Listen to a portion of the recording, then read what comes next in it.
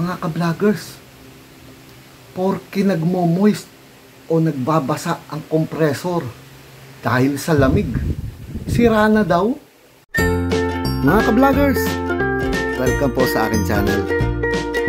Sana'y magustuhan po ninyo yung video na ito. Paki-like, share, and subscribe na lang po mga ka-vloggers. Eto na naman po ang aking pinakabagong vlog. Hello mga ka-vloggers! Welcome po sa aking channel, ang Ferdy's Vlog.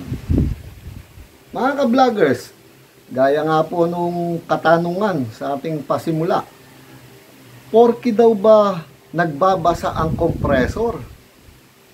Sira na? Mga ka-vloggers, ganito po kasi yan. Isang message sa akin yan na isang ka-vlogger natin. Ngayon ko nga lang siya nabigyan ng pansin. Ngayon ko lang nagawa ng video. Pero medyo matagal-tagal na po yan eh.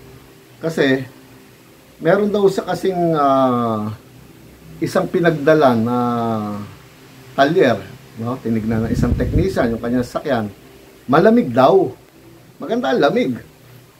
So, malamig ang suction. Sa sobrang lamig nga, pati yung compressor niya, nagmo-moist. Yan, ganyan po. Tingnan nyo. Diba?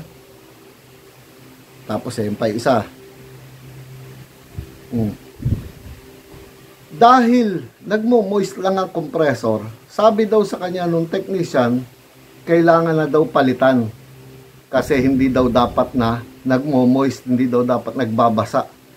Mga ka-vloggers, kaya nagmo-moist yun. Kasi malamig yung suction, dahil malamig nga yung aircon niya, nakadikit yung, siyempre, yung dumadaan ng refrigerant doon sa body ng compressor, lumalamig siya. Dahil low pressure, hindi nagbabaga ang compressor. Ang masama, pag yung compressor po ninyo, nagbabaga sa init.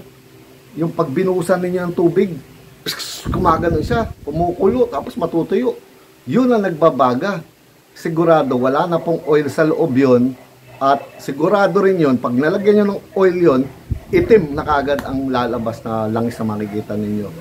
So mga ka-vloggers, ginawa ko tong vlog natin na to, tong video ito, para po timbrehan kayo, paalalahanan kayo ulit.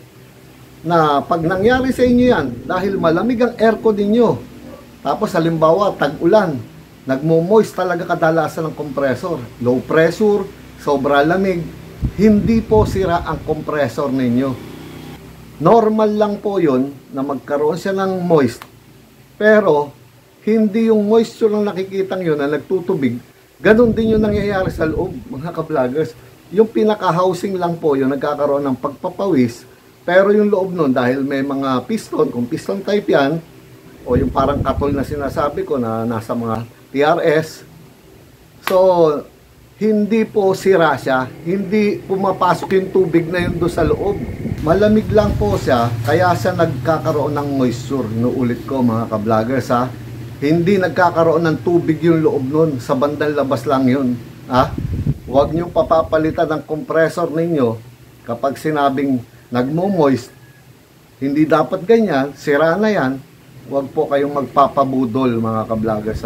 Naisip kong gawin to dahil baka nangyari na rin sa inyo yan at pinapayuhan o baka nakapagpalit na nga kayo ng compressor. Yan kasi nangyari doon sa ka-vlogger natin, sa isang subscriber natin na sabi nga papalitan na daw ang compressor niya dahil nagpapawis. So nag-message sa akin at sinabi kong huwag niyo papapalitan.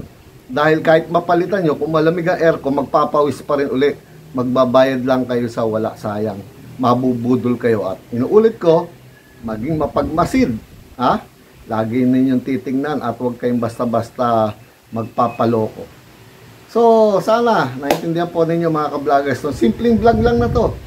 Gusto ko lang pong warningan kayo na alam po ninyo ang mga nangyayari. Ano pa po ba sasabihin ko mga ka-vloggers? Eto na naman po ang pinakabagong edisyon ng aking vlog. Ingay. Paalam mga ka-vloggers, paalam po.